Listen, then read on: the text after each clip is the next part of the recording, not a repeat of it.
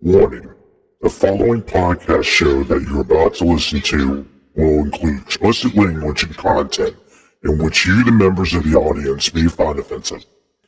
Audience discretion is advised. Welcome to another episode of the Kim Hoang Podcast Experience. Yeah, boy. Where anything and everything is a subject matter on the show, and no subject matter is ever taboo. Damn, that's what's up with you. And now, your host with the most, Mr. Kim Hoang. Bro, am I getting paid for this? Yo, what's going on, ladies and gentlemen? How in the world are you? This is your boy, Kim Hoang, the Asian sensation, here on location, live, once again, for the Kim Hoang Podcast Experience. You know that I'm the voice, and you know I'm the choice, and I am the host with the most, the man with the plan, the man that actually has the power within the hour. That's right, and we're here, we're doing it.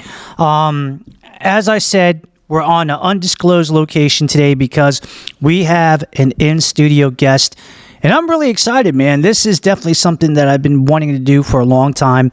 Matter of fact, if it wasn't for you guys that actually emailed and said, hey, we want to see more in-person guests, you know what? You wrote, I read, I'm listening. And this is it. You know, this is for you guys. And I'm really, really excited about this situation.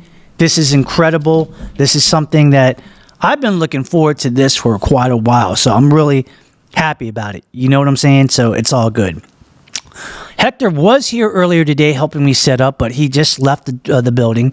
So I definitely want to say thank you to him. He's definitely a great integral help and part of the Kim Hoang Podcast Experience. Bob is not here. No surprise there, but it's all good. But, we send our love out to him, and we do appreciate it. Normally, what we're going to be doing on a regular basis when it comes to doing a podcast of ours, we have a certain criteria and format. We're going to shake things a little bit different today. I don't know how well it's going to be, but let's just go ahead and do it. Let's just make it happen and see what's going on.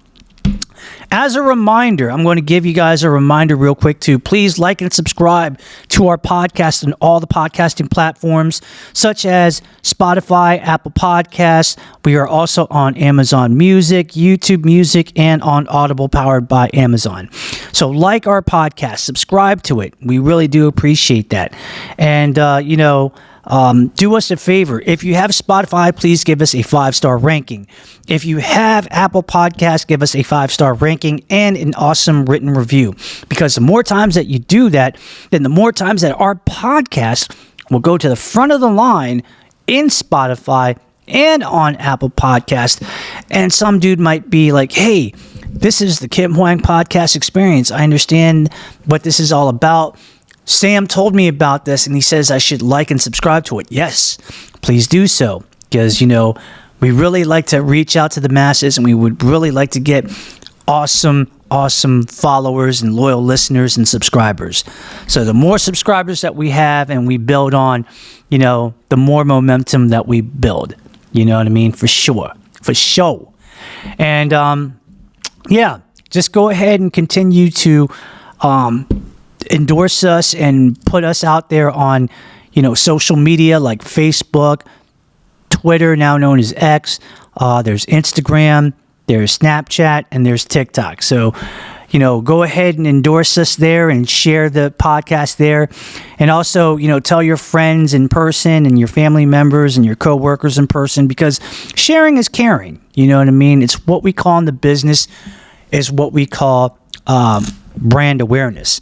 And also, the Kim Hoang Podcast Experience is looking for assistance by the ways of donations or financial assistance or even sponsorships. And you guys have the power to do so, and it's on a voluntary basis. You can, donate as much as times as you want, whether if you want to do it once a month, if you want to do it, twice a month, if you want to do it 4 times a month, whatever. We do appreciate it. It doesn't matter. Or even a one-time deal. It's cool. And the way that you do that is the following. Look us up on Venmo, PayPal, and CashApp. Now, real quick, if you guys want to do the thing where, like, I'm inserting the joke where if you want to donate like $5 million, you can. Although I don't really think that anybody would donate that much, but if you want to, we definitely do appreciate it. Or if you want to donate as little as $5, every little bit helps. And, the proceeds that we raise, that money will go towards, upgrading our podcast to help increase the quality of our podcast show. So we'll probably get equipment like extra microphones for our in-studio guests, the XLR cables that are needed for those type of microphones.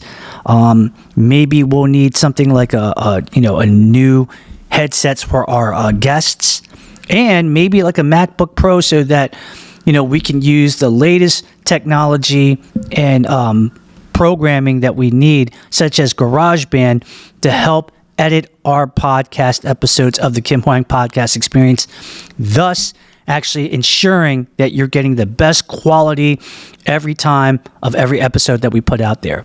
And again, donate that, financially, which is optional, through PayPal, Venmo, and or Cash App.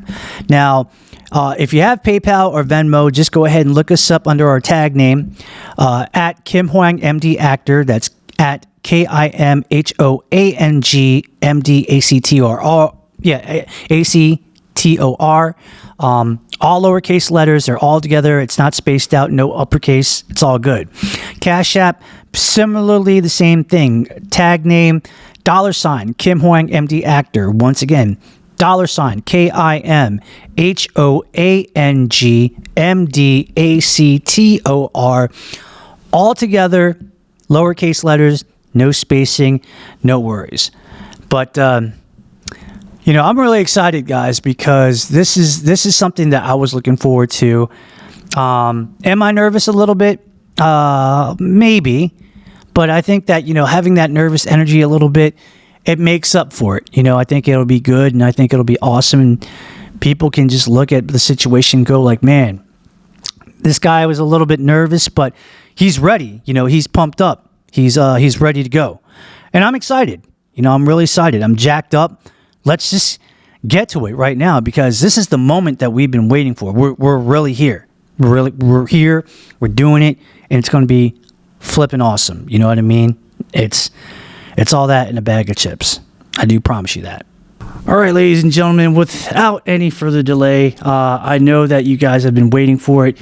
Y'all have been emailing me about this for a while, about get yourself a goddamn guest. And guess what? I am delivering, because I'm like FedEx. I deliver on time, every time, 100% of the time. And guess what, ladies and gentlemen? Because of the theme that we've been doing a lot lately on recent episodes, I had to do it. Coming all the way over here from the state of Maryland, of course, over around the Baltimore area, by the ways of, from what I understand, of Washington, D.C.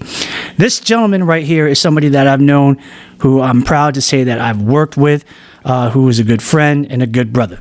This man is a music artist, because he's done some rap on YouTube. If you can see, look him up on YouTube, because he's there, and I've seen it, and it wasn't bad. It really wasn't bad. He did his damn thing. He's known to be a director in such movies as Miscalulated, Austin, and some shorts called Losing Control, Sacrifice versus Reward, and Pray for My Awesome. Also, with some of those aforementioned movies, he's actually acting in some of them. Now, check this out, guys. Like I said before, he acted in a movie and directed it called Miscalulated, which, if you guys want to check it out, it is on Tubi and it is on Fawsome, and you can watch that absolutely free. Or if you really want to support it, brother, please just buy it off of Amazon Prime Video for $4.99. That's like a cheap price for a full-length movie. Come on now, y'all. I'm not saying rent it. I'm saying buy it. Buy the damn thing. For $4.99 after that, you own it. It's right there. You're good to go. And coming up real soon, because he's working on it, the prequel of Miscalulated. It's called Uncalculated, where once again he will portray the role of Detective Pierre Martin. The brother's in the building. I'm happy for him to be here. Romel Xavier Moralez is in here big time. What's going on, Ben? Hey, bro. How y'all doing? Hey, folks. How y'all doing, man? Now, I just want to say it like this.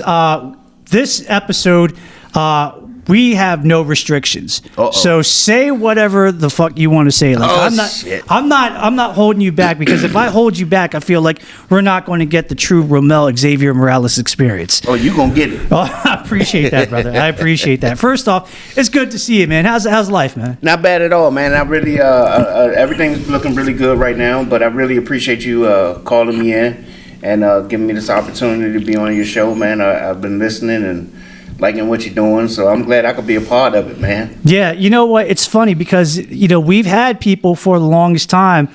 They were always asking, like, who's this dude that directed and was in Miscalculated, and why haven't you actually had him as your guest? Well, here's the scoop, guys. Years back, when we first actually wrapped the whole thing, we actually had like a makeshift interview that was over in Odenton, over at the Perry's Bar in Odenton. And It was crazy that night. It was a crazy night. Like, I didn't even know what, at that time, I was like still green. I was trying to figure shit out. And although it was a good idea, I don't think in the circumstances and the scheme of things, it didn't work quite right.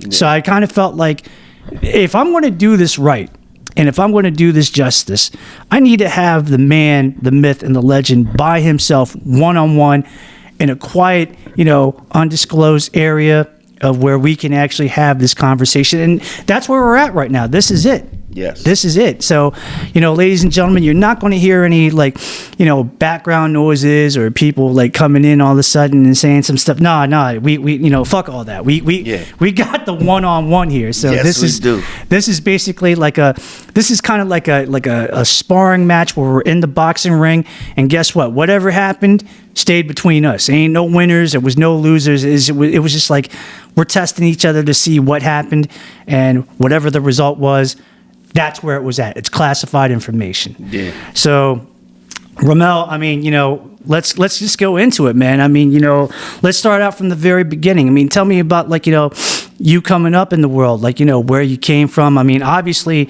again, you're originally from the Washington, D.C. area. Yes. And what was that like back in the day for you growing up around that area? Crazy. Crazy? Yeah. I grew up in Southeast. Okay. During the 80s. Okay. Which was a crazy time. Okay. A lot of lawlessness.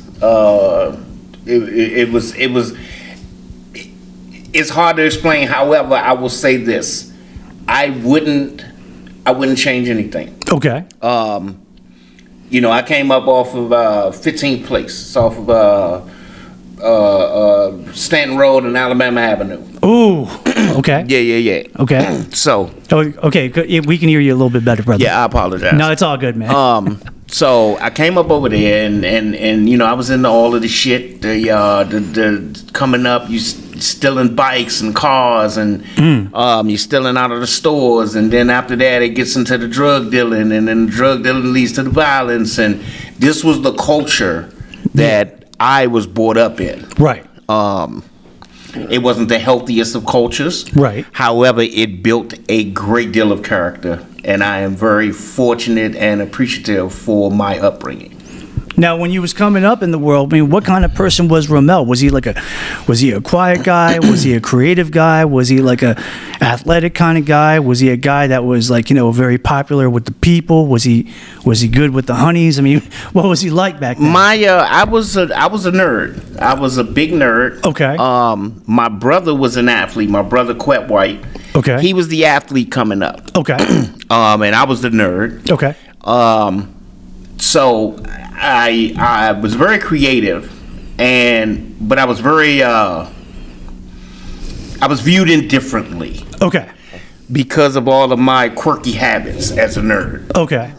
And I was publicly into the stuff that a great deal of other people my age were into, but they wouldn't admit it publicly. Okay. Like as an example, the anime craze. Okay.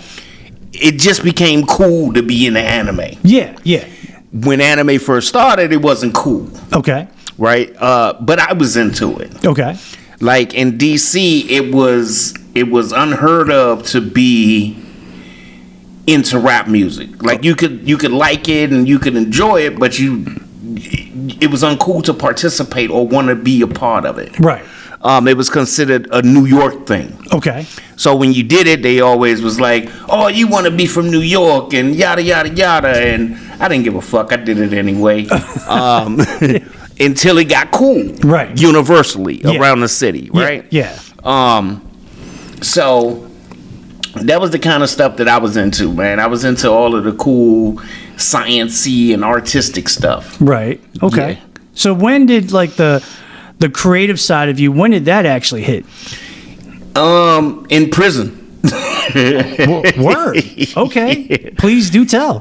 It hit in prison. I was always, I was always into like drawing and doing poems and other little stuff like that. Right. But I didn't have the time. Okay.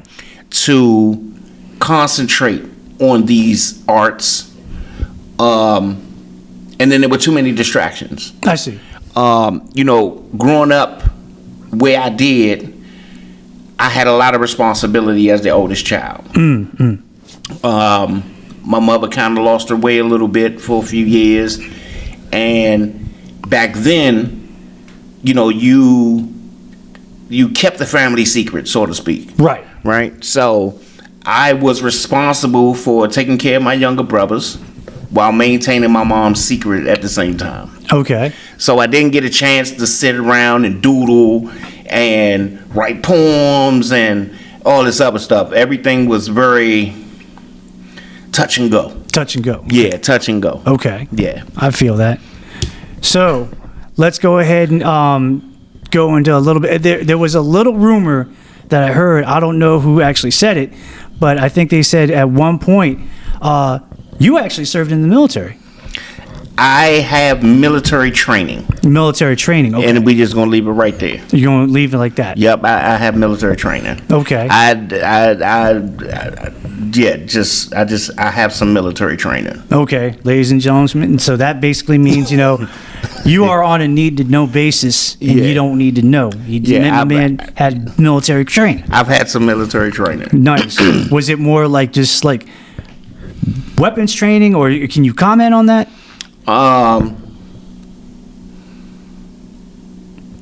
Or do you want? I've had some basic military training. That's as far as I can go with it. That's fair. Yeah, that's fair. Yeah. So let's dive into the creative moment.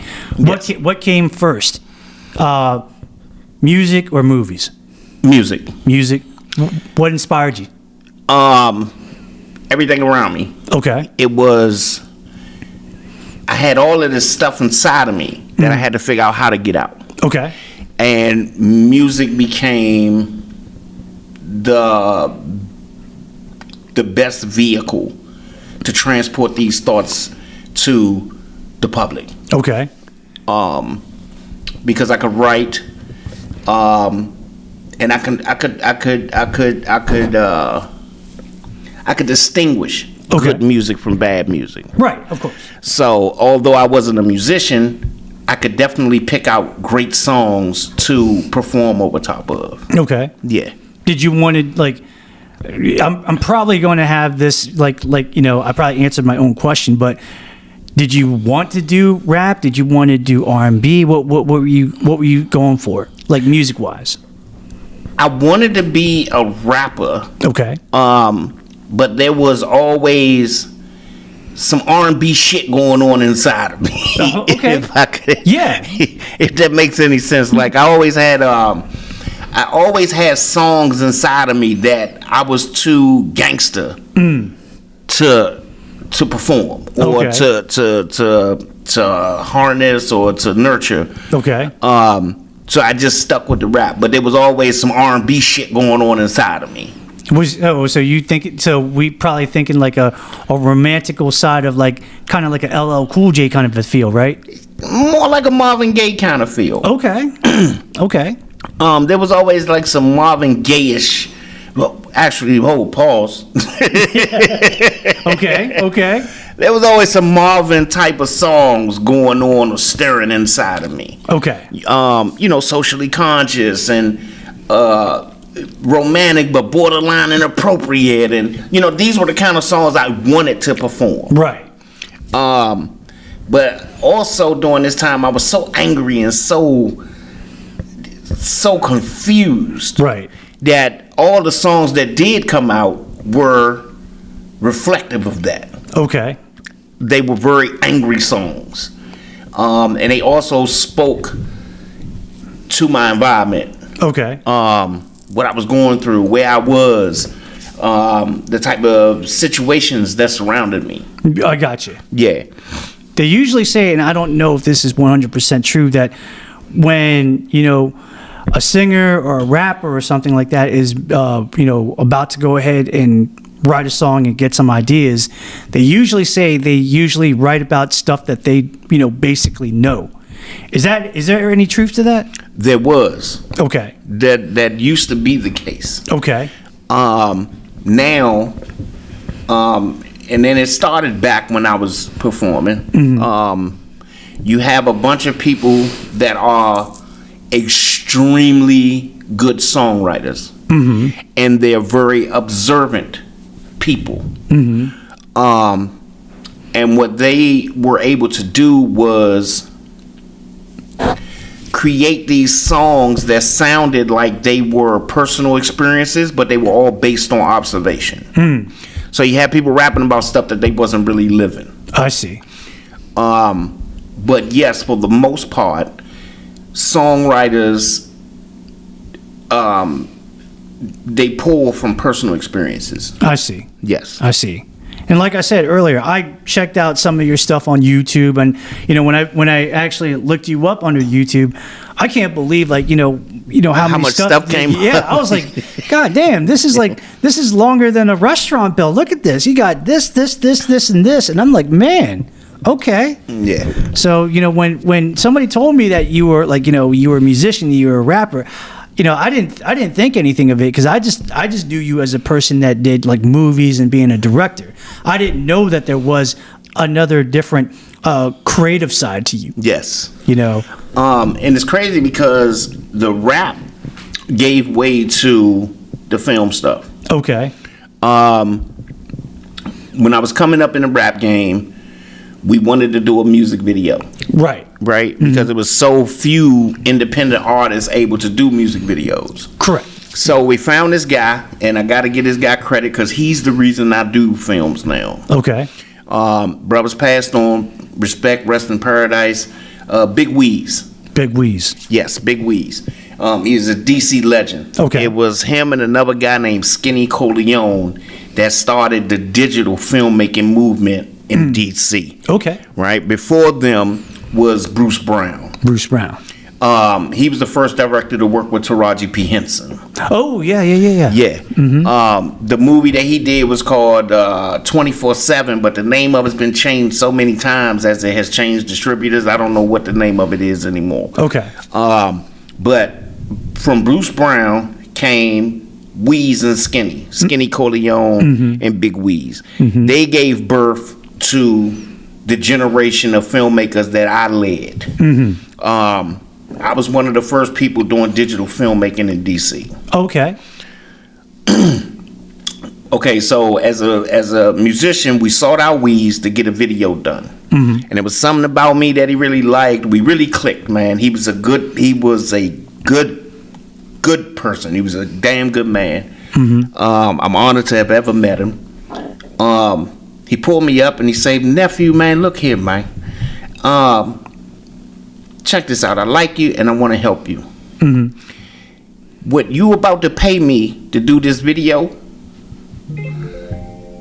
in another month, you're going to be paying me again.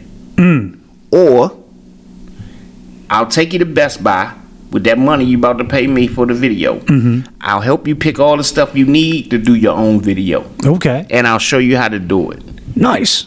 Yep, and he did just that. Okay. We rode out to Best Buy early as hell one Saturday morning out by Pentagon City. Yep. And he helped me pick a camera and a bunch of other stuff, man. And this was back when dudes were editing videos with the camera and the 2 VCRs and shit. Yeah, that's right. That's right. So he took me there, and we got all the stuff I needed. And he took me. We went back home, and he started showing me how to do video. Okay. And then that was right at the beginning of the digital filmmaking age. Like back then, okay, so they had these little boxes. Yep. Right, that you would plug your camera into to digitize your footage. Yep. Right, this was during that time. So this was just before those boxes became available to the public. Right. The minute they did, I told my man, I say, Weez, look, this filmmaking thing is about to change, bro. I got you like you got me. Right. And then I started doing digital filmmaking. Okay. You know, little things. You get a couple of homeboys together and you try some stuff, and Right. you're watching movies and you're recreating little scenes from your favorite movies, and we was doing that, and then I got sidetracked. Life happened. Life happened. Okay. Yes. As a rapper, back then required a great deal of money. Yeah, of course. So to supplement this income, yes, I indulged in illegalities. Okay. Right? So chasing these illegalities requires a great amount of time. Yep. And concentration. Yep. And participation. Right. That's the worst mistake that I made, was I started to participate. Okay. Before I knew it, I'm hanging out with all my clients and shit. Yeah. I'm running around and getting all crazy with all these white girls from all these different countries, and you know, we doing the crazy stuff, and Right. we drinking, and Right. yeah, man, and I lost my way. I guess that's why they say, you know, keep your associates and your friends and your other people separate. You know what I mean? Yes. Yeah, man. So I lost my way for a while. It was actually 5 years. 5 years. Yeah, man. I partied hard every day for 5 years straight. Damn. It was the greatest time of my life. I bet. Yeah, man. So my wife, who was my girlfriend at the time, April Phelps, came to me and said, "Hey, I'm pregnant." And the party was over. I said, "Okay, well, I'm gonna go get myself together, and then we're gonna raise this kid." Would you say that the party was over, or would you say that it was just it was God's way of telling you that was a wake up call?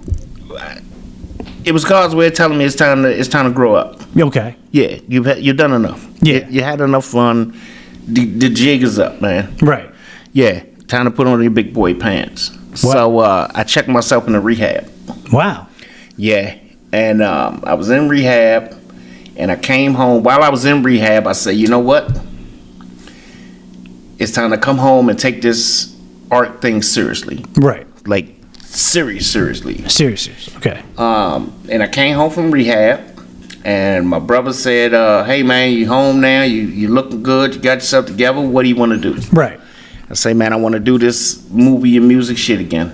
But I want to really fucking do it this time. Yeah, of course. And he got behind me. He said, okay, if that's what we doing, then that's what we doing. Right. And I've done nothing but pursue the excellence of my art every day since I've gotten out of rehab. Do you remember what year that was when you decided, yeah, this is, I'm locked in? It was 15 years ago. 15 years ago. And I know because my son will be 15 in the coming year. No kidding. Yeah, and it was just before he was born that I made this decision. Okay. Yeah, while I was in rehab. Okay. Yeah. So what walk us through that path when you decided, hey, now I'm going to do film. I may want to be a director. I may want to be an actor or a producer. I mean, walk us through that. What happened was I got equipment. It was minimal, of course. Okay. It was like a little camera from Walmart, and I hooked up with my old producer, and he donated me studio time, and it was a slow crawl from there. Of course, I wasn't able to get right back into movies. So what we did was we started doing cinematic music videos to my songs. Okay. Or we would create a short film based on a song. Okay. And this helped me get my stones up. What I mean by that is getting the balls big enough to say, I'm gonna make a fucking movie, because it takes fucking stones, my guy. Yeah. Yeah, man. I understand that. It takes fucking stones, man. Amen. Yeah, so through a series of extended music videos, we got into short films. Right. And the crazy part was I had worked with one of the executive producers from Miscalulated. This is where I met him at, was doing these short films. Okay. Dameron Kirby. Dameron Kirby, that's right. We did a film called She Told Me. Oh, okay. It's no longer on YouTube because of the music that I chose. Right. But on this set, he was at the start of his MMA career. That's right. And I told myself, I said, man, that's a bad motherfucker right there, man. You know what I'm saying? Like, yeah. I want to make movies with that motherfucker, man. Of course, And of course. we lost contact. Oh. And it was like literally at the blink of an eye. It was like I saw him, and the next time I saw him again, this motherfucker was overseas kicking people's asses in the ring. Damn. Yeah. And I was like, it was almost defeating. It was like, oh shit, this motherfucker too big for me to work with now, man. I can't even reach this motherfucker, man. Yeah. And so I lost touch with Kirby, and the craziest thing was I lost touch with him right after I had wrote a short film. It was Miscalulated, started as a short film written 8 years ago. 8 years ago. Okay. Right, and it was supposed to be Dameron Kirby and another actor named Kevin Sheen. Okay. Right, Kevin Sheen was supposed to play Pierre in my role, and Dameron was supposed to play his role. Kevin, life happened, and Kevin Sheen had to go do life stuff, and I ended up bumping back into Kirby. Well, I didn't actually bump into him; I sought him out. Okay. My son started getting bullied in school. Yeah, I heard that. And Dameron had a program, Yep. an MMA program, Right. for young adults and adults. Was that the Hero MMA Academy? Yes, they some bad motherfuckers, man. Yeah, they is. They got a tight camp. Yes, they do. Cause my son, he walked with his goddamn chest out now, man. You know what? Every time I see that little dude now, man, it's like he got a little confidence now. He got that keeps swagger. getting cooler, man. Yeah, he sure does. Yeah, man. So I enrolled him in the program. I called Kirby, say, hey, man, I need to bring my son out, man. I need to talk to you about some stuff. And Right. he was like, all right, man, come on down. So I came in. We talked about my son first. He was like, man, I got you, no problem. Okay. And I was like, well, if that's the case, then go ahead and let me lay this on you too. Whoa. And I pulled out the Miscalulated short film. Okay. And I dropped it on him. And he said, I'll check it out. And he got back to him. He's like, man, I like this. Okay. But I got some people want to talk to you, and, we'll talk further. Okay. I was like, okay, well, listen, I got a couple of other projects, short films we're going to do. And then we'll build up to that, and then we'll do that. And then it's all you. But I need your help with these other little ones. Okay, sweet. Okay. He helped me out, and then he called me down to the gym one day. And him and my other business partners was in there, and that was it. They say, hey, man, we read the little script. What would it take to make it a full one? Oh, yeah, that's the main question, because you said it was started as a short. It did. And then you extended it to what it is now. Yeah, man. So, like, once you actually, the wheels were turning, at that point, like, what made you decide, okay, we need to extend this thing from a short length, short to a full length? Okay. Let me tell you how the universe works. Sure. Right? There's some wild shit. Okay. So I'm shooting this short film, Losing Control. Yeah, Losing Control. Right? Yep. So I got Dameron on the cast. So we're shooting in Baltimore on a Saturday and a Sunday. We had rented out this little gallery or something, and had offices in it. It was a pretty awesome little place. Anyway, so Saturday, Dameron came down. We shot. Forget about it. Right. So before he leaves, say, hey, man, I got a guy wants to come help out. He wants to talk to you. I'm gonna bring him tomorrow. Is that okay? Sure, but why not? So he brings down Shantae's Queen. Shantae's Queen, right. Yes. We love Shantae's Queen. Yes, we do.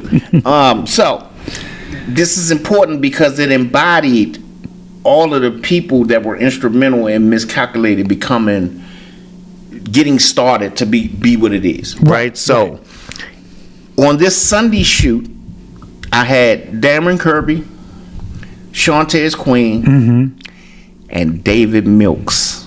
Oh, yep. I do know David Milks. Yep. So this is the first time I met Milks and worked with Milks. He was one of the people that actually was like a technical advisor on Miscalculated. He was the tactical coordinator. Yeah. And he was also the armorer for Miscalculated. Right. He's responsible. Milks is responsible for all that awesome action. Yep. That you saw out in the fields and all the gunplay. Yes. Yep. So on the way out that day, after we finished shooting, Sean and Kirby say, "Hey, we want to talk to you before you leave. We'll be upstairs outside." Okay. So cleaned up, and we leave and make sure everything's good. When you finish on somebody's property, you got to make sure all this shit was as awesome as you found it or better. Correct. Yeah. Right. So we're leaving out. Milk stops me on the steps. Mm-hmm. He was like, "Hey man, I really like watching you do your thing. If ever you want to do some real action shit, come down Virginia, man. I fucking got you, man." Oh. So I was like, but you hear a lot of shit in this film business. Everybody's always making promises they don't fucking keep, right? Okay. Yeah. There's always some super cool shit, when it's you standing right there and you're talking, and then you're like, "Hey man," you reach out to them and, "What's up with that super cool shit you were talking? And I want to do some of that." Right. Oh man, well what happened was, it's usually people. It's a lot of people full of shit in this game, right? Okay. But just like everywhere else, I guess selling cars or fucking whatever, man. Right. Right. So, Milk says, if you ever want to come down to Virginia, I got you. Okay. So we walk up the stairs, we walk out. Right there, Dameron and Sean are there. Mm-hmm. So they say, "Hey man, we read your script. Would like to meet with you." This was a Sunday. Mm-hmm. "Would like to meet with you on Wednesday. Are you available to talk about your project?" Right. I said, "Sure, I'll make time." So I came down Wednesday.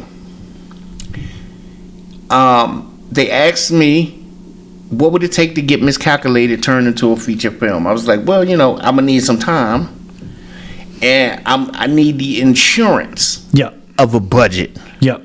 I don't need the cash right now. Right. But I need to know that when it's time to get this movie started, it's gonna be there. Right. Right. No problem. So now what? When do you want to get started? These motherfuckers said yesterday. God damn. So we had, I met Sean and Milks on a Sunday. We had the meeting with Sean and Dameron on Wednesday. Miscalculated entered into pre-production on a fucking Friday, brother. It was lickety fucking split, man. Damn. Yeah. That fast. Yes. Wow. Yup. Okay. So I was inexperienced and lacked the confidence in writing a feature length. So we brought in Alexandria Prince. Yep, know her. Yeah, so to assist me with extending the project. Yep.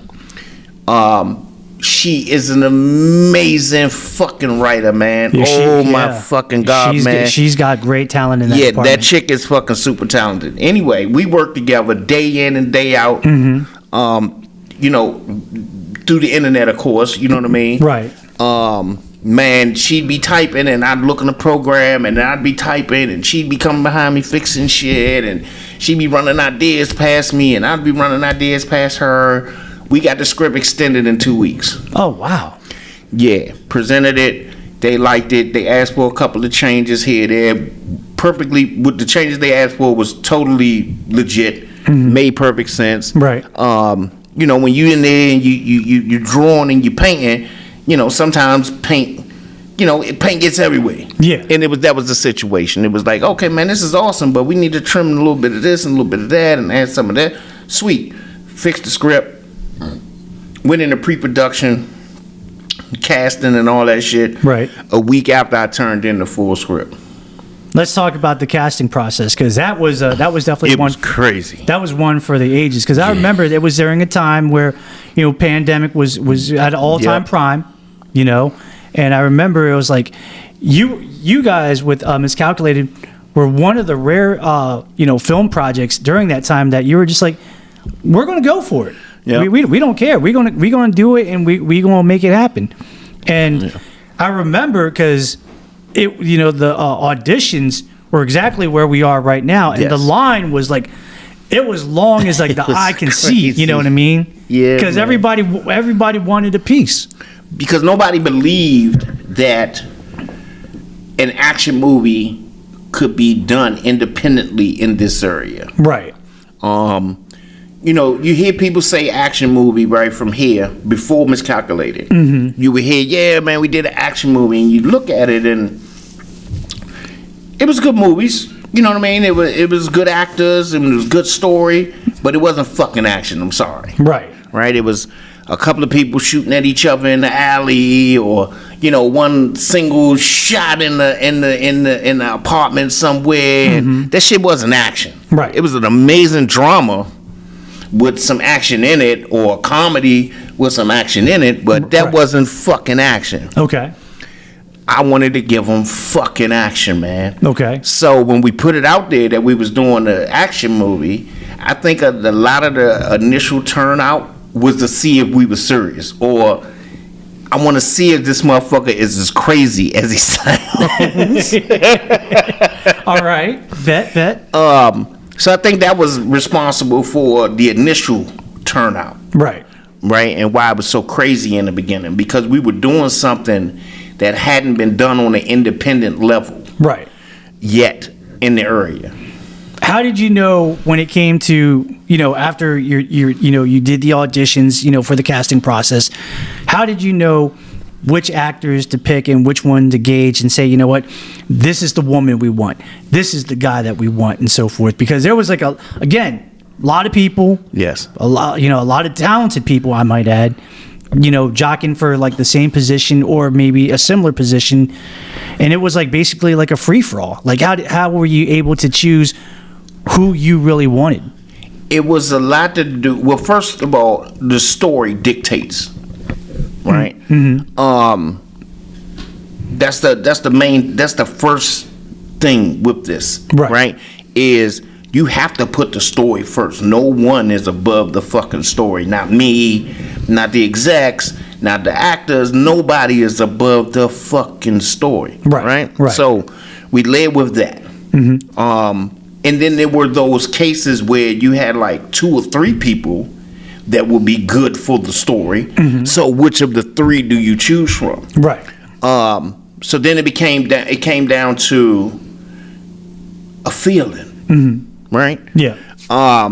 Because I swear it was like 5 fucking Benny Childs, and I'm not kissing your ass here, right? Right. But you fit who I saw Benny Child as when I wrote this motherfucker. All right. It was this cool ass Asian dude, and you know what I'm saying? Like, this motherfucker was smooth. You know what I'm saying? He was very soft spoken, but assertive. And you fit that character the best for me. Okay. Right. I don't know. This might be a little unprofessional, but some of the other Benny Childs, like it was one of them. He was a skinny, tall Benny Child, and it just didn't. And then we had this other one that he was as cool as you, right? As handsome as you, but he didn't have martial arts experience. I see. Right, so that just no. So it's a feeling too. Right. But the main thing, you got to start with the fucking story. The story dictates who's best for the project. Right.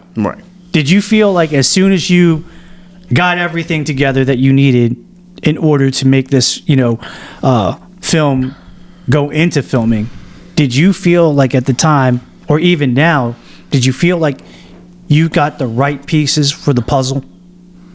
Yes. Okay. Are we talking about Miscalculated or are we talking about Uncalculated? We're talking about Miscalculated. I definitely felt like there were some cast members Actually, no, I had all the pieces. There, like I was just explaining about your role, there were several candidates for some roles, right? Right.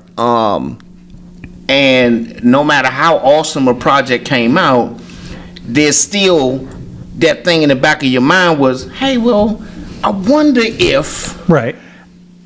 I would have chose him or her instead of him or her. Would that have made, how much of an impact that would have had, or how that would have changed the character chemistry, or, you know what I mean? Like, you wonder. Yeah. But I am very, very happy with everybody we move forward with on Miscalculated. I have no regrets. So now that we actually, distinguish that, you got all the pieces that you needed, all the actors that you needed, before you actually started recording and filming Miscalculated, were there any thoughts or any concerns, as not only as an actor, but as a director, that you had some concerns about, certain people being in this movie and so forth, knowing that it's a high action movie and a comedy movie? Because you have some actors in the cast that were very seasoned, and they have a lot of experience. On the other side of the coin, you had some, brand new green actors that were up and coming, but, the only thing they knew about acting is what they probably saw on the movies. They never really experienced it by like being an actor. Did that ever pose like a concern to you? No. Okay. And it's the reason why. Okay. Surely there might be something that you would have to explain more than once or in a different way. But as the director, my responsibility is to get that out of the person, what is needed for the story, no matter what. Right. No matter their level of experience or anything. I'm a seasoned fucking director. So regardless of that actor's level of experience, I should and or better do my fucking job and encourage them to do theirs. Right. Right? Right. To lead and suggest and steer them in the exact direction that Right. is required for the scene. Okay. Right? And having the ability to tell an actor, hey, that's a good job, but why don't we try it this way? Or why don't you take 5, right? Go in the bathroom and shake yourself up a little bit and see what else you can come out with, and let's try that too. Right. And we'll keep both takes. Yeah. Right? Yeah. Or to be able to specify, hey man, I need you to put a little more gangster on that motherfucker, man. You know what I mean? Or yeah. Or hey man, you giving it a little too much, bro. You need to pull back just a little bit, and and you have to. The director has to do his fucking job too. Yep. He can't just get all these beautiful people and expect them to know exactly what it is that he needs, right? Yep. And he only needs what the story requires, right? Right. So that's the director's job, is to help the actors translate their talent into the words that are on the script. Let's transition a little bit from the actors to the people that actually did, the stunts, the gunplay scenes, the fight scenes. Were there any concerns with that? Because, acting versus doing like a fight scene and all that stuff, that's a different ball game. That's a different kind of arena, you know what I mean? Let me tell you how I approach that with Miscalculated, right? Okay. It's easier to teach a soldier how to be an actor than it is to teach an actor how to be a soldier, right? So that goes in regards to the martial artist as well. Right.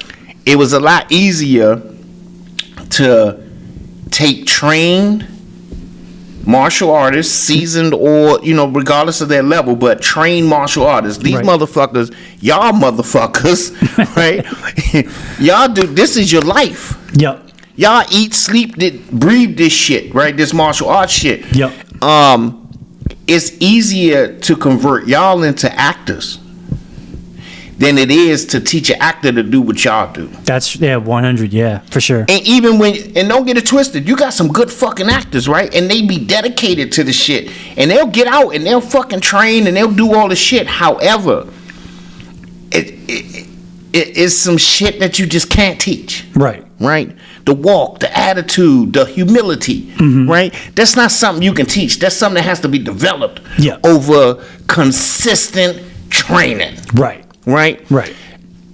That's how I prefer to cast for action roles. Right? Yeah. I'd rather take a real life person who has some acting experience and see if I can recruit them to do it. Yeah. Like the gunman, whether cop or bad guy in Miscalculated, they're all soldiers, right? They are all active and inactive military personnel. Right. These motherfuckers train 6 days a week.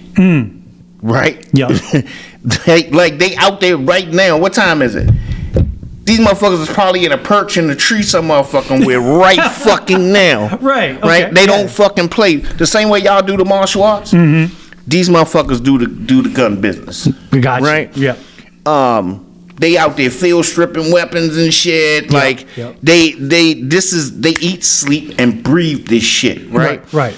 Also bringing those type of professionals in minimizes the chances of mishaps doing these action scenes. Yeah. Right? A martial artist knows how much to give, how much to hold back, Right. to make it look real. What parts of their body they need to protect, or that the other person needs to be protected. Like the shit you do, man. You come in, you make sure your number one. This is what I fucking love you, people. This motherfucker's a bad motherfucker. He humble as shit. This motherfucker's a bad motherfucker. Your number one concern every time you came on set was safety. Yep. Right. Right. Even if you had to change, hey Kim, I want this motherfucker to jump out of this, and I want him to kick him in the forehead. I want that motherfucker to slide under the car. Oh no, Romel, that's not safe. Listen, I know what you want. Give me a minute. I'll figure it out, and I'll get you as close to it as I safely can. Right. See, that's the type of shit I needed doing Miscalculated. Right. And I'm forever grateful to like you, Milks, the staff at the Crucible. The guys from the Hero Academy that came on board. Yep. Your main concern, first concern, was safety. Yep. All right, I hear you and all that movie bullshit, but man, I gotta make sure everybody leave this motherfucker how they came in. Right. And that was what I needed, because I needed to be worried about the movie shit. Right. And it all worked out perfectly. When you actually saw all the like action sequences, especially with like the martial arts stuff and everything like that, was it exactly how you planned it, or were you just blown beyond expectation? I was blown beyond expectation because I planned out all these crazy ass scenes from no experience whatsoever. Right. Right. The gun scenes, yes. The martial arts scenes, I didn't know what the fuck I was doing. And what I got was realistic. Not what I had wrote. Because what I wrote was this grandiose, unbelievable bullshit. Like I had motherfuckers, what was the movie, The Serpent or the Sword or something? These motherfuckers jumping on bamboo shoots and shit. Yeah. Okay? Yeah. I had shit like that written. Like just total unbelievable shit. Right. This guy walks in and he kicks like 12 motherfuckers' asses. Yeah. And it's just not realistic. So I had people like you and Dameron to like Jabari Weeks. Yep. To say, hey man, that's cool and it sounds fascinating. Right. But who does that, bro? Yeah, right. Right? And that's what I needed. Like these are the type of people that the director has to surround himself by. Yeah. People that are honest with him. Fuck your ego, bruh. We ain't here for that. Ain't nobody here to stroke your motherfucking ego. Nigga, that shit just sound crazy. I bet. I got you. Now, we can do it this way and it'll look better. Right. And it'll be more believable. Okay. Yeah, and it did. I was not misled or misinformed by any of my team members that I sought counsel from. I'm very fortunate for that. When you actually had everything like wrapped up and everything, and it was finished and it was accomplished, and it was time to actually edit everything and get this to like a premiere. Before the premiere, did you have like any concerns whatsoever about how other people may have reacted with the final product? Nope. No. When me and my wife sat and watched that motherfucker, man, I cried. Wow. Like, yep, I cried. Right. I literally held on to the copy for about a week before I, forwarded it to the execs. I was so fucking pleased. I was so taken aback. Yep. Like, not only am I a part of this, I'm fucking responsible for this. This shit is crazy. Right. Right. It's I don't know, it's a lot of dudes' dreams growing up. Yep. I want to be an action movie star. And here you go, my old fat ass, right? Is out this motherfucker doing action movie shit, man. That shit was mind blowing. Yep. Yeah, man. To see me running around, I'm riding around in fast cars and there's gun fights and fucking martial arts people kicking the shit out each other, and right, man, it was beautiful, man. So let's forward it now to the premiere. There was two showings. There was a matinee and there was a red carpet. Both events sold out. Not a dry seat in the house. And everybody watches the film. Everybody has their moment in the sun. What was the reaction when people actually saw it from your point of view when you witnessed everything? Okay, so the craziest thing was that when, first of all, I didn't expect it to have sold out. Right. I would have been happy with 50% of each showing. I'm gonna be 100% honest with you, right? Yeah, please. Yeah. So the first showing, the matinee, I didn't even realize how many people were in there because I was already sitting down. I see. Right? Yeah. As people filled in. Yep. I didn't watch the movie. I watched everybody's reaction to the movie. Right. And when the movie was over and I fucking stood up and saw that I was in a fucking packed house, man, it captured me. It just, what the fuck is this? Yeah, right. And then I was happy that, okay, we had a sold out premiere. I definitely didn't think it was going to happen twice. So as I'm walking out with the matinee crew and I'm thanking everybody for coming out, and I looked out there and I saw that the whole area outside the theater was filled up with fucking people on their way to come in. Yep. Man, that shit just, it floored me. My soul left my body. No, it did not. For real? Man, fuck yeah. All these people, man, here to see a movie I wrote. Yeah. I directed that I'm in. Right. With a bunch of other cool motherfuckers. Yeah. I couldn't believe it. Not a whole theater twice in one day.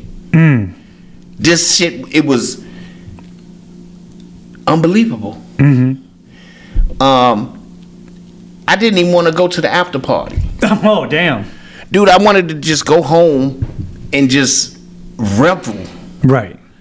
In that. Right. Right? Because this was more than I could ever hope for my first movie. Yeah.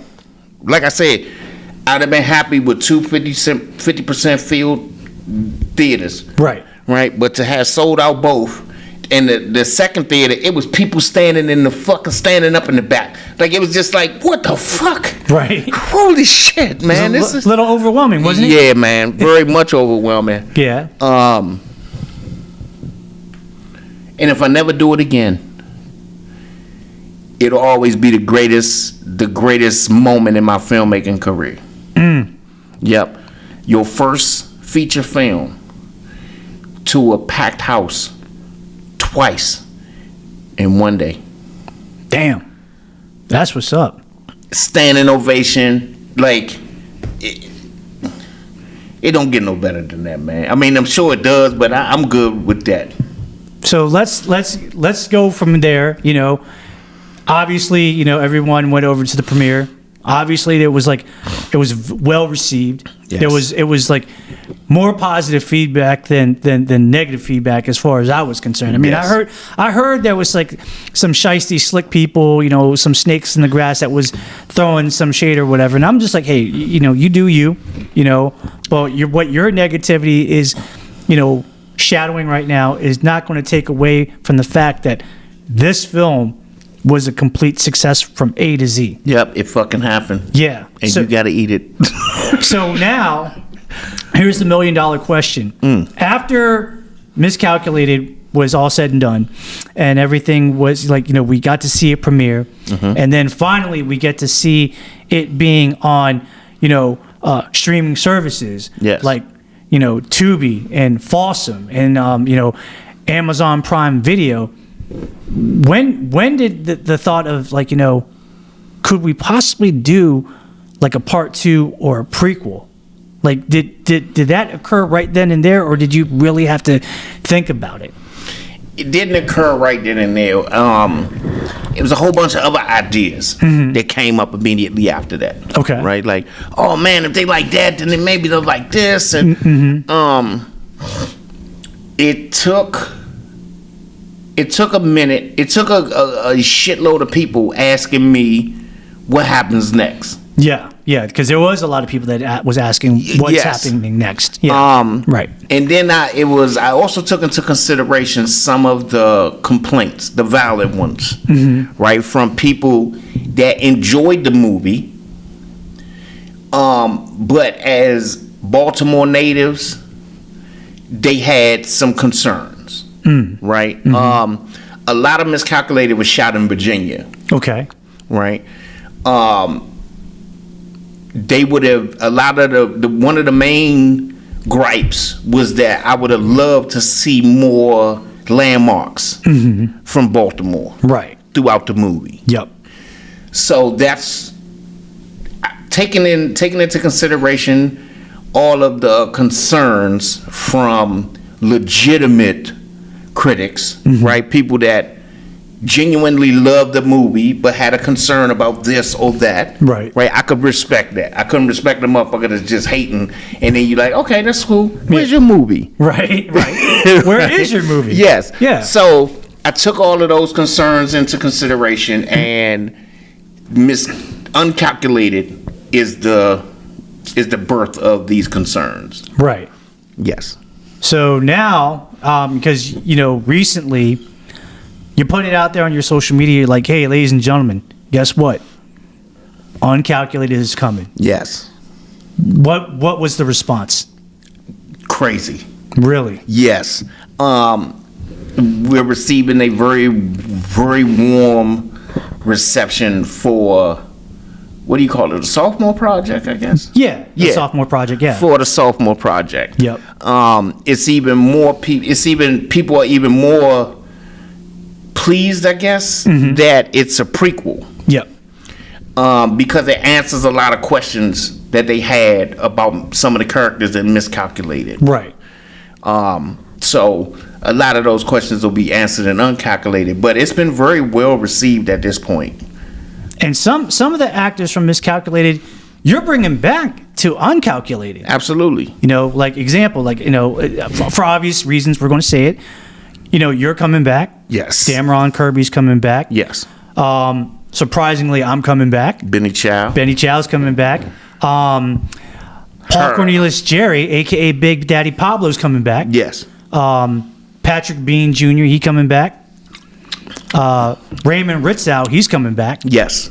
Wow. Who else is coming back that came from Miscalculated? Or are we not allowed to know at this time?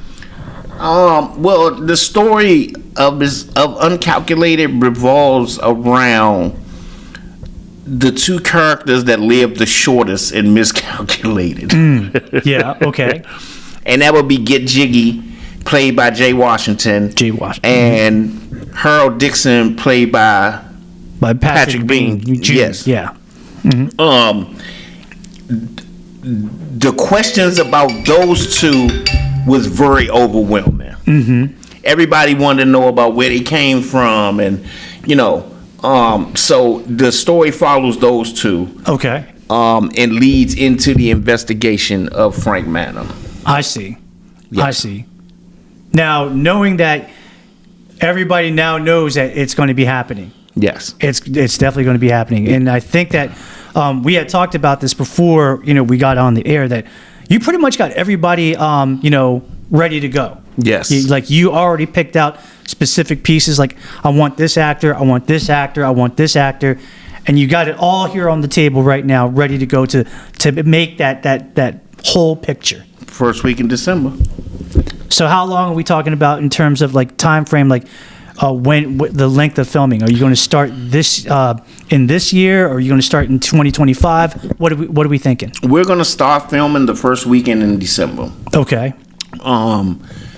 Right now, filming look like it's going to go on until the end of February. Okay. We are attempting a different process this time with post-production, so which will accelerate the editing time. Okay. Right? We're looking for a May premiere. A May premiere. A May premiere. Okay. Yes, because we have Dog Zero 48 by Cherie McCain. Miscalulated is a part of that project as well. The Miscalulated company. Yeah. That is premiering in March. Austin is premiering in April. Well, I was going to ask you about Austin. Like, what's the word? Oh, it's in final stages right now. Color grading and special effects. Okay. That motherfucker's nice, man. You know what? I keep on seeing so many like different like shots of it and like the little video tidbits, and I'm just like, damn, it's about time, man, because we've been waiting. Yeah. I mean, it's like saying that you just got into the restaurant and you got your appetizer and your salad. Where's the fucking main course? You know what I mean? Give me my damn entree, man. Yeah, man. Where is it? Oh, it's finally coming. Great. Yeah. All right. Yeah, well, we went through it was a lot going on with Austin, right? With the production staff. A lot of us was going through real life shit. Yeah, of course. Yeah. And then scheduling became a bitch closer to the end with the actors, Yeah. They're all got other gigs going on, right? And then most of the cast in Austin they're currently serving. Yeah. Right? So that really put things on hold. Yeah, that kind of complicated the scheduling a lot. But we got it done. Fucking David Milks is he's a fucking magician, man. Yeah. He put together some of the baddest motherfuckers, man, and got them on camera, man. And this Austin thing, man, listen, me and Milks was in there editing a couple of weeks back, man, and there's some scenes in there I can't give it up, but I'm gonna tell you, man, that motherfucker, some scenes in there is real tear jerkers, man. All right. Yeah, it's a lot of fucking action in it, but some real tear jerker scenes in there, man. I can't wait. Yeah, I can't wait. Yeah. So let me ask you this: now that we're going into Uncalculated, let's go back a little bit to Miscalulated. What did you learn filming in Miscalulated that you are now going to apply to Uncalculated, like in terms of like the good stuff that you learned and the bad stuff that you learned?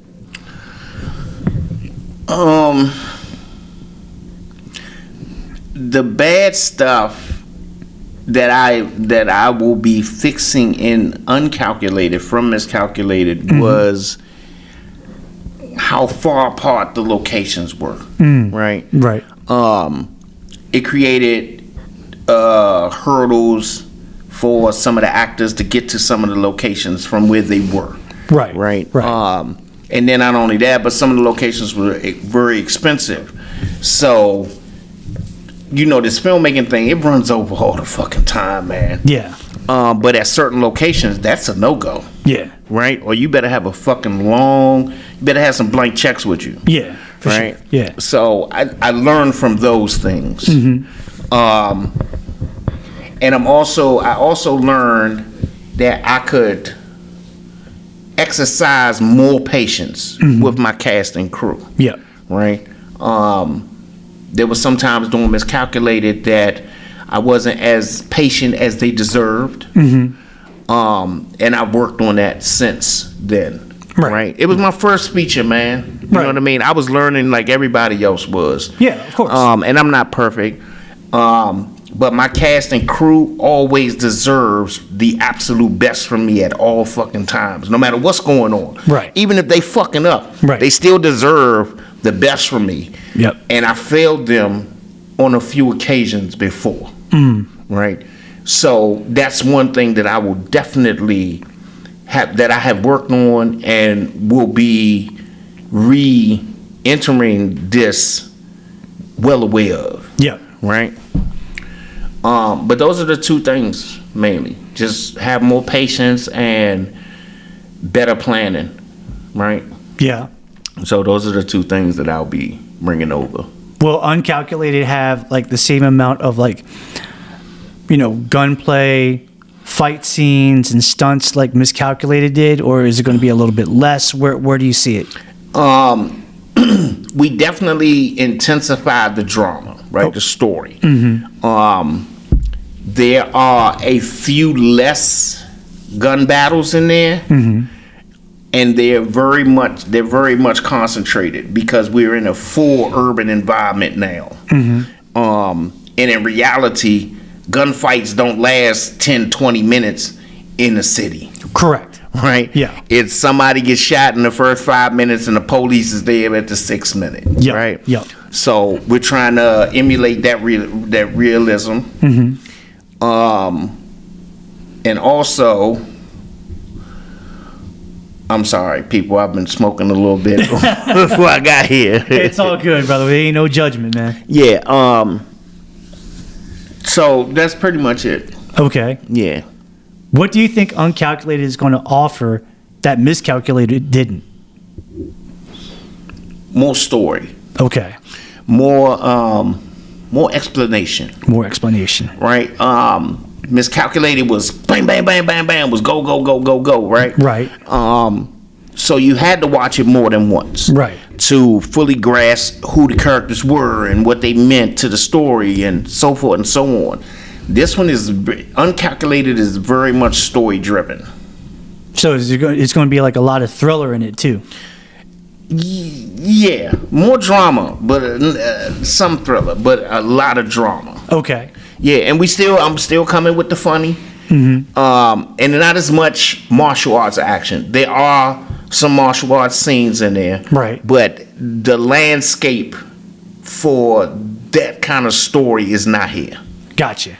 Right, because in Baltimore City, you're not getting a whole bunch of martial arts off before somebody shoots you. No, right? No. So, gotcha on that. Yep. Right, so we want to be honest about this. You know what I mean? There's not a bunch of people. There are a bunch of people that know martial arts in Baltimore. Correct. But not use it. Right. Right. I don't know. Maybe they use it. They train for therapeutic reasons. I don't know. But it's a shitload of people in Baltimore City that know and practice martial arts. Right. They do not use it though as a self-defense mechanism. I see. I don't know why. Because if I knew martial arts how you guys know martial arts, man, I'd be kicking everybody out. That's probably why I don't, right?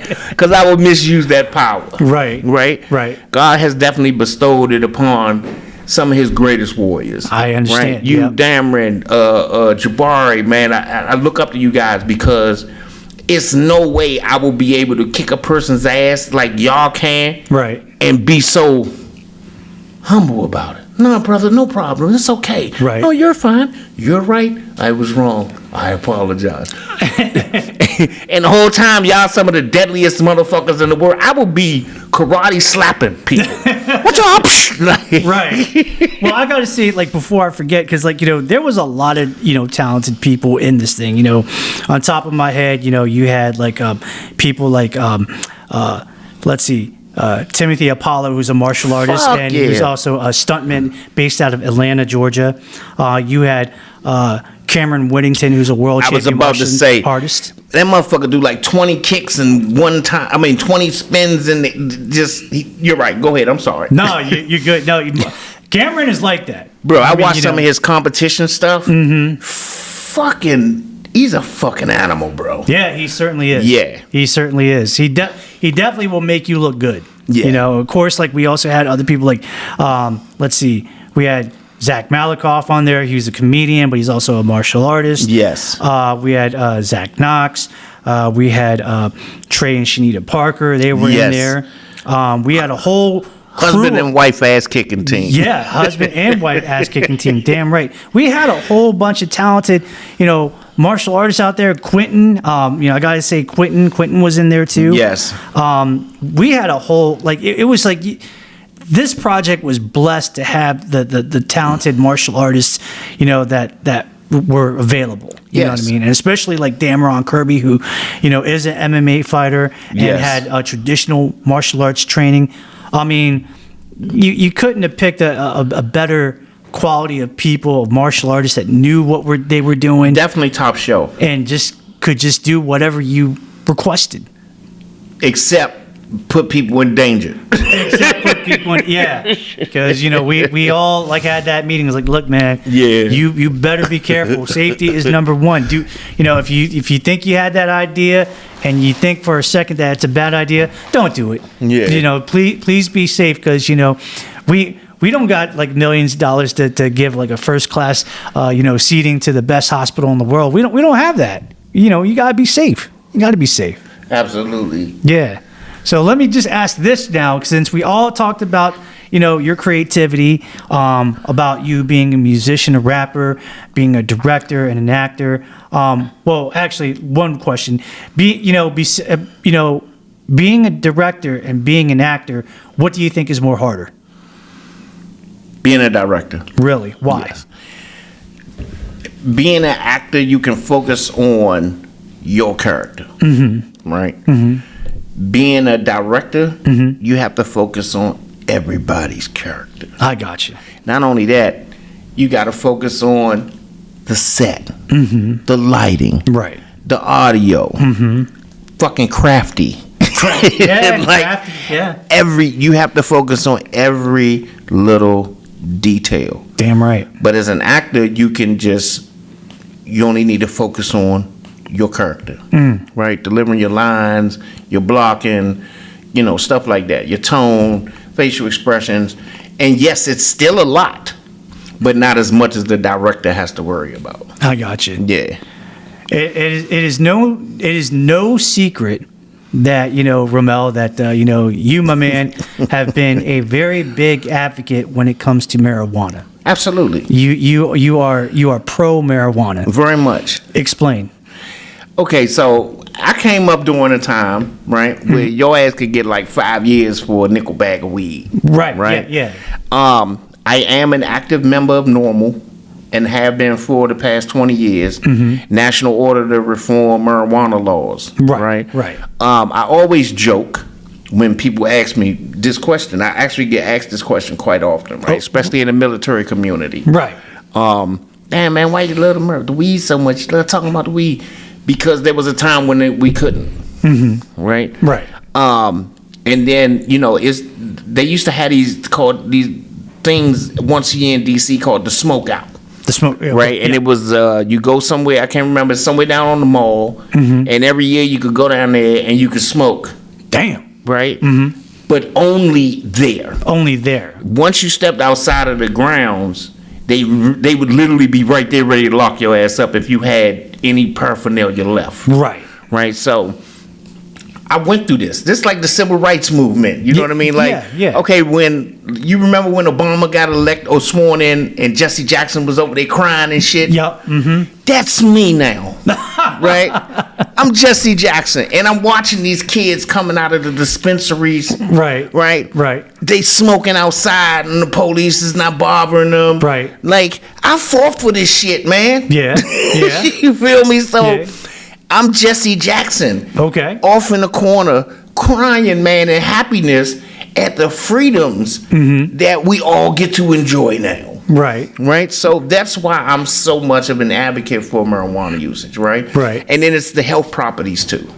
Right? I don't want people to think, oh man, he just want to party and have a good time. No, that's not the case. This is a very therapeutic thing with me. Yeah.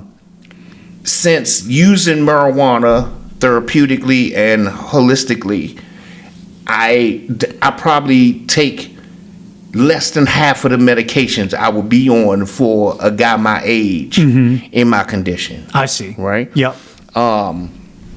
So that's it with me with the weed, man. Yeah, because I was about to say, like, you know, of my experiences and, you know, my knowledge of what I know of the subject, you haven't heard anybody die over marijuana in terms of, like, you know, smoking it. No. You've heard people, like, die for, like, you know, drinking and driving and doing, you know, And dumb cocaine shit. and shit like that. Yeah, but, you know, for marijuana, it's like, man, the only thing that could ever happen is that, you know, you either fall asleep or you wake up hungry. You're right. But You'll eat yourself to death. Yeah, eat yourself to death. But you'll never find yourself, you know, resting in peace with, you know, with marijuana. Yeah. Yeah. No, it's and then it's only gotten better, man. It's less pesticide. Like, just I could go on and on about this. We need a whole nother interview for that. Yeah, we might need another episode for Yeah. that when we'll talk about that as the full subject. Absolutely. Yeah. Well, you know, right now, you know, we as a part of the tradition, we have a thing where, you know, we ask a bunch of questions. This is the what some people call it the lightning round. You know, I just like to call it, like, you know, the rapid fire, where I'm going to ask you a whole bunch of questions, and, you know, it could be random, it could be multiple choice, it could be true, false, it could be fill in the blank, it could be anything that it can be. And some of the questions, it may be out there, it might be fantasy, it might be reality, but this is a tradition that we do. Absolutely. Let's do this shit. Okay, so here we go. You I know, ain't scared, motherfucker. the rapid fire. So here we go. All right. You know, round one on, you know, in the red corner, we got Romel, Xavier, Moralez, and in the blue corner, we got the rapid fire questions. So here we go. Yep. Between the primary colors of yellow, red, and blue, your favorite color is what? Red. Red. Okay. If you had a car that, you know, that you could spend a lot of money on and money was no object, what car would you get for yourself? A McLaren. What? Yes. Yes. I'm down for that. If money was no object, where would you go for a vacation for 1 week? All expenses paid. You could bring the family if you wanted to. Maui. Oh, okay. Okay. All right. Here is like a multiple choice question. If money was not an object and I could go ahead and travel between either A, Amsterdam in the Netherlands, or B, Jamaica, where would I go? Jamaica. Wow. Why Jamaica? You have less marijuana tourism in Jamaica. Really? They there to enjoy the beach and the rum and shit, and the weed is just there. Oh, damn. They're going to Amsterdam for the weed, for the drugs. Okay. Right? Yeah, that's true. Right. So if you go somewhere for a thing, they commercialize it. Right? Yeah. You can still go to Jamaica with $3 and get like a big ass fucking sock of fucking weed. Right? On the beach. Yep. So I'm just saying. I hear you. Right. Pussy might cost you more though. Because that's what they're selling. That's what they're marketing. Good Right. food, nice beaches, Right. juicy wet black pussy. Yeah. Right? And over in Amsterdam is drugs and sex shops and, you know, the Anne Frank and all that shit. Yeah. Right? Gotcha. Yeah. And of course, you know, in Amsterdam, who could forget the Heineken Beer Factory? Ooh, forget about it. Forget about it. Yeah. All right. You are a man about the movies, being an actor and being a director. Name 5 of your favorite movies of all time. Apocalypse Now.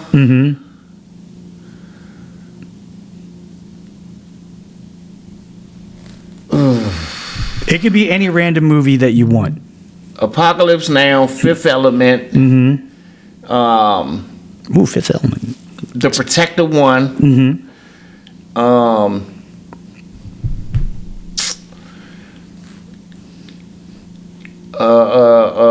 God damn it. What's the one with McLovin in it?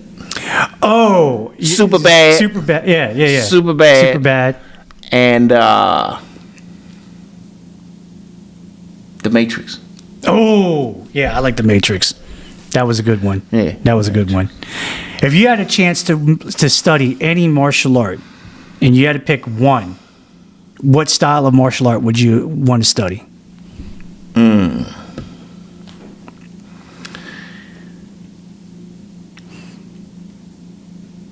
What's the Brazilian thing that looks like dancing? Capoeira. Capoeira. Oh, right on. Yes. Oh, yeah. Yeah. They're pretty good. Yeah. Very. I would just study it just because I like it. Not for defense. Okay. I'd had to find something else with defense. I got you. Yeah. I got you. Would you rather spend your day being in the beach, or would you rather spend your day hanging out over at a swimming pool?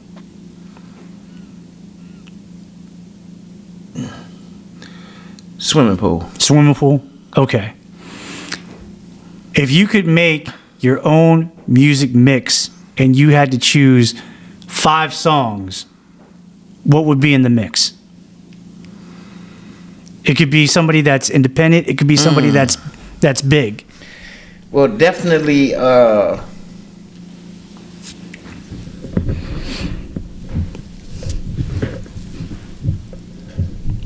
Marvin Gaye, Inner City Blues.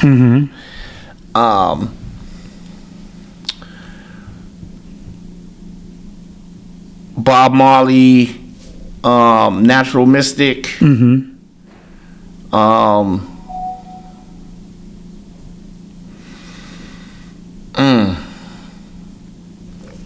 Anita Baker, I Apologize. Ooh, come on now. Come on now.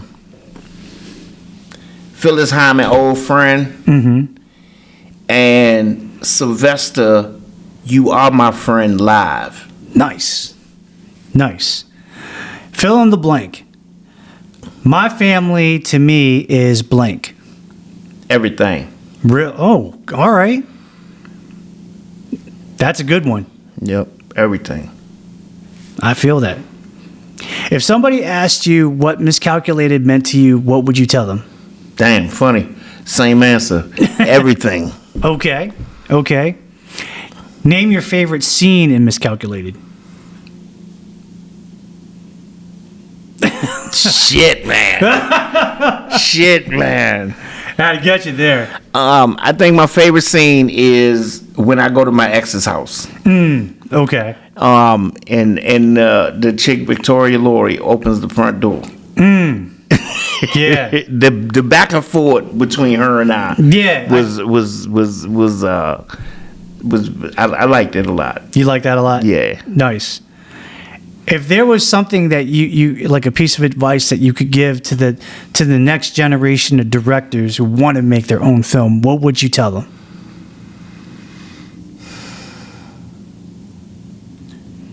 Don't be afraid to start small. And never let anybody tell you it can't be done. Okay. Okay. If you had 24 hours to do anything that you wanted to do and there was no restrictions, what would you do?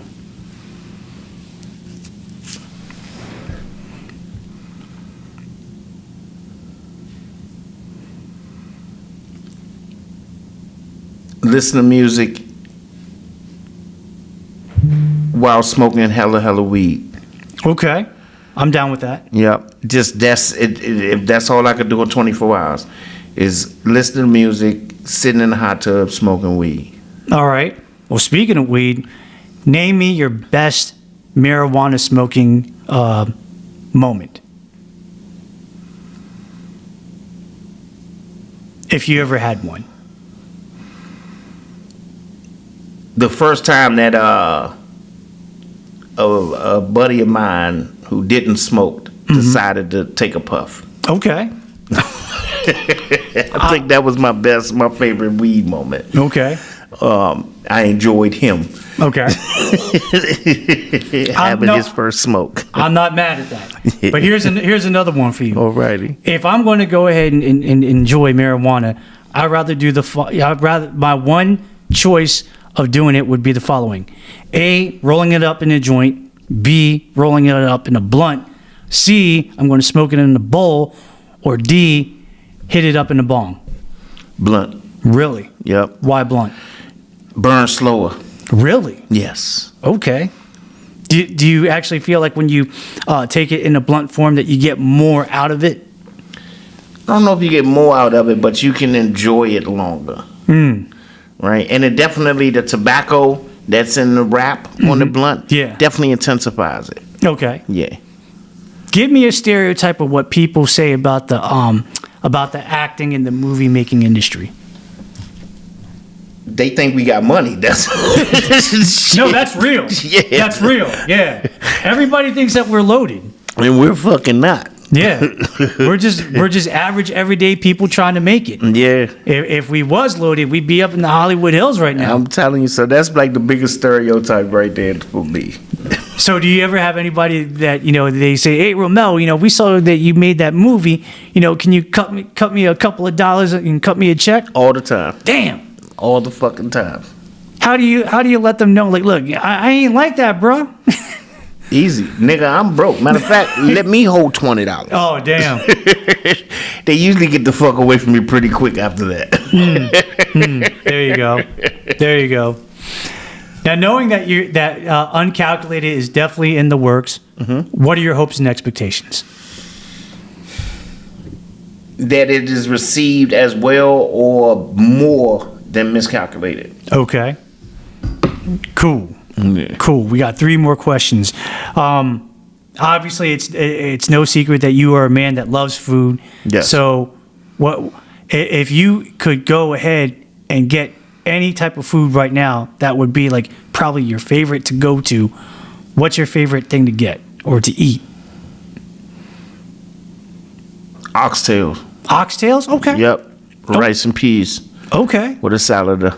Man, you're going Jamaican style. Yes, man. Okay. Yeah. Okay. Did you ever think in your life that you would be as a success in the the movie industry, even though if it's like the local film industry? Did you ever think that you would be as successful as you are right now? No. Why? I definitely saw where I'm at now, but I didn't see it happening for a couple of years down the line. I thought I was definitely going to need to make about 3 feature films before one of them was received well. And then they go back and they check my old shit and be like, "Oh, okay, so he was okay, So I'm very thankful for where I'm at, but it is definitely ahead of schedule. Okay. That I had set for myself. I didn't see where I'm at now happening for another 3 to 5 years. Okay. 2 more questions. Yep. Number 1, is there an actor that you have worked with, whether if it was your own project or another project, that you said to yourself, "Damn, I hope I never work with that person ever again"?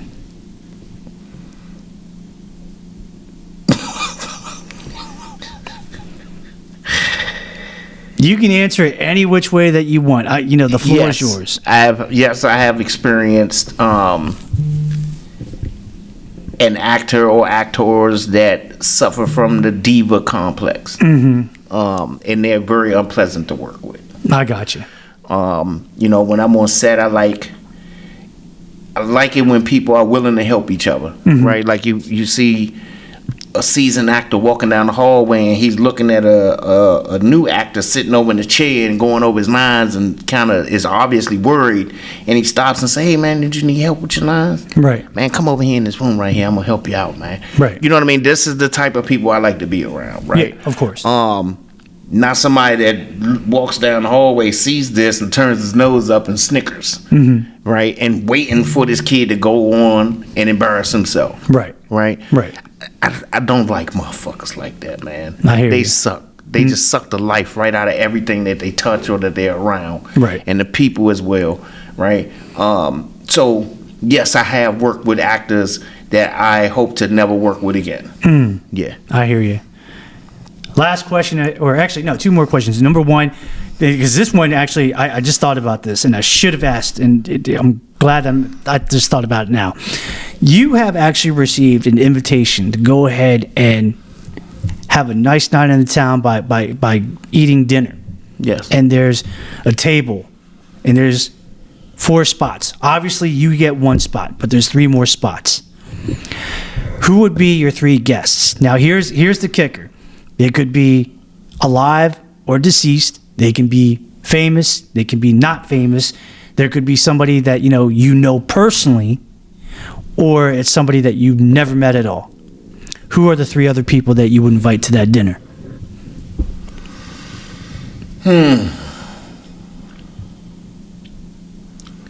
My wife. My man. Yes.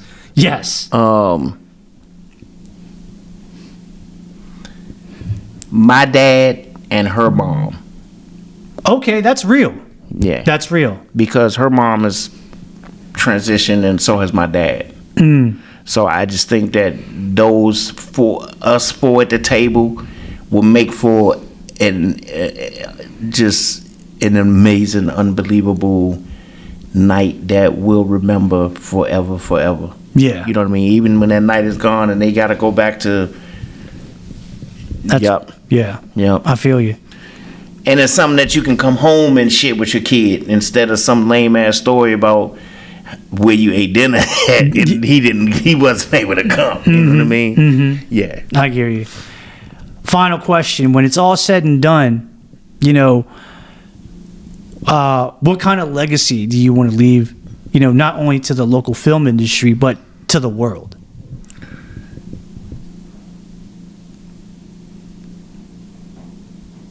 Even when you think a person is beyond reach, they're still savable. Okay. Right? That not to give up on people easily.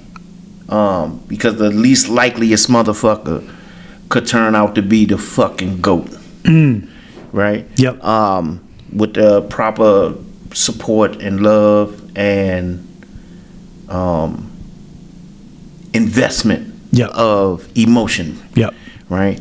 I was nothing. I'm still nothing. But I'm somebody with all of the people that are in my life. I'm a fucking somebody. Yep. Right? Because the people I've surrounded myself with won't allow me to be anything else. Yeah. Right? They constantly nourish me, support me, push me, foot the ass if they see me slipping. Yep. And I love these people. You're one of them, right? Yeah. But that's what I would say is that the legacy I want to leave behind is that don't give up. Everybody's not to be given up on. Yeah. You know what I mean? I hear you. Some people are salvageable. Yeah. Yes.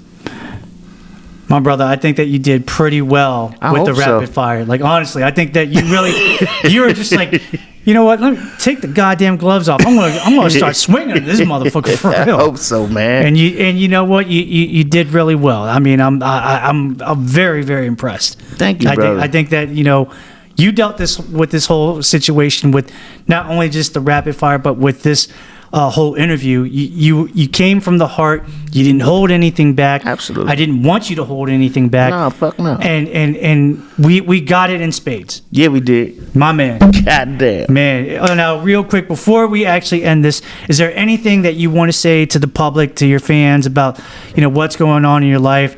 If there's a way that, they can reach you on social media or anything that stuff, or if you just want to just leave something, for my listeners to know, now's the time to do it, man. The floor is yours. Everybody that has supported me, fucking clicked on my page, liked one of my memes, man, I fucking love you, man. I fucking appreciate you. I wish nothing but greatness for each of you. Know that whatever it is you think you can do or you want to do, you fucking can do it. You got this because I got this. I'm heading to some amazing places of astonishing heights, and you all will be coming with me. Thank you. Romel, I gotta say, my brother, that this was definitely something that was overdue. Very much so. And I'm just so glad and honored that you took time out of your schedule to be here. You know, I cannot, like, the words already that I'm thinking of cannot be enough about, you know, to explain how much this means to me at this moment. So I really want to thank you. Man, I fucking love you, bro. You Kung Fu Panda, bro. I fucking love you, bro. Like, man, listen. Part of the success of where I am as a filmmaker, you had something to do with. You had input in. The least I could have done was come out here to an opportunity you afforded me. So you're welcome, but fucking thank you, man. Yeah, brother, thank you, man. For everything. For sure. It's my honor and my pleasure to do what I can to help you out, to promote, you know, the stuff and everything, because, you know, the stuff that you do, you know, not only myself, but a whole bunch of other people, all, you know, righteous brothers and sisters out there believe in you and believe in what you can do and the potential that, you know, that you bring into this thing. Because I think it was best said, former Baltimore Raven and Super Bowl champion offensive lineman Marshall Yondon, number 73, would always say, I flip that switch every single Sunday. And you basically, at this point, when you get your ass on the field, you make the best of your opportunity. Absolutely. You never wasted it. Thank you. You never wasted it. And I just can't, honestly, it makes me excited to see where you go from here, because I feel like at this point, anything and everything can happen, and I hope for that for you. Yes. Well, it's both. My brother. Thanks for having me, Kim. Appreciate it, man. As always, ladies and gentlemen, that's the wrap right there. That's all that we got. You know, I already explained a little bit what I normally explain at the end in the beginning, so that I wouldn't have to worry about all that stuff. Just a friendly reminder that if you want to be a special guest host, if you have any questions for our usual Q&A forum, which we don't have today, but if you have any questions or if you have any constructive criticisms, hit your boy up, the KimHoangPodcastexperience at gmail.com. Whatever the subject box is, fill it up in the body of the email. Write whatever you need to write, and then we'll just take it from there. I'll get back with you within 24 hours because I love, you know, emails, and I love to contact with y'all. Guys, it has been a pleasure and an honor to be here live in an undisclosed location. Please be safe out there. I love y'all. Be safe in everything that you do, because it doesn't do me any good if you do the messed up things in life that lands you in a pine box and get buried 6 feet under, because I don't want that to happen to you. I want you to be healthy. I want you to be happy. I want you to live your life because you deserve it. And anybody that tells you that you don't deserve it, you can tell them to kiss your ass. For real. Tell them to kiss your ass. But I got to go ahead and do what I got to do. Again, want to thank Romel, Xavier, Moralez for his time. We do appreciate that, and we just, you know, we just want to let him know that anytime that he wants to come back and do this again, he's got a skeleton key in the door. You know what I mean? He can come back anytime he wants, and we'll make it happen. Guys, thank you. Thank you so much. So for the one time, this is your boy, Kim Hoang, the Asian sensation, the host with the most, the man with the plan, the man that has the power within the hour, saying, God bless y'all. Thank you, and we appreciate it. And we're going to see you next time right here on the Kim Hoang Podcast Experience. Guys, it's been real, but we got to go. Peace.